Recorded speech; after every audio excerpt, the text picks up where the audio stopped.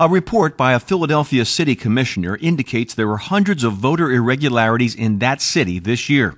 According to City Commissioner Al Schmidt, a review of the 2012 primary election in Philadelphia uncovered hundreds of cases, from voting by non-registered individuals, even non-citizens, to voting places with more votes than voters.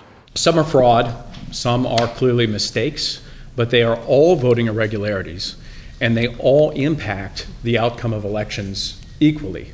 Any of those cases, whether it's somebody voting in a different primary or it's somebody voting twice or voting for someone else, has as much weight to it as my vote or your vote.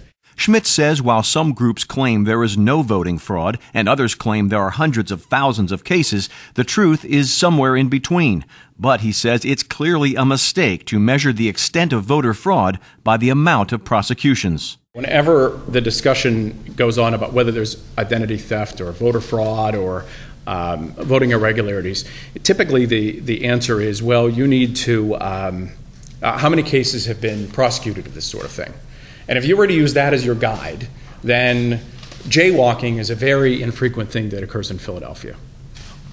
If you only go by how many cases are prosecuted, there are all sorts of things that are illegal and for one reason or another aren't prosecuted because they're either minor or because they're very difficult to prove and because law enforcement is always having to walk a balance between their resources and their priorities. Schmidt recommends a comprehensive review of all election-related documents after every election and public reports on findings. Earlier this year, state lawmakers approved a voter ID law designed to prevent voter fraud from occurring, a step supported by a majority of Pennsylvanians. Voters across party lines, from Democrat to Republican to Independent, believe in supermajority fashion that when they cast their vote, that vote should have the protection of their government, of we the people. We the people who cast our votes to choose who are going to govern us deserve to make sure that we have integrity in our election process. And how else can you do that other than to ensure when somebody votes, they are who they claim to be?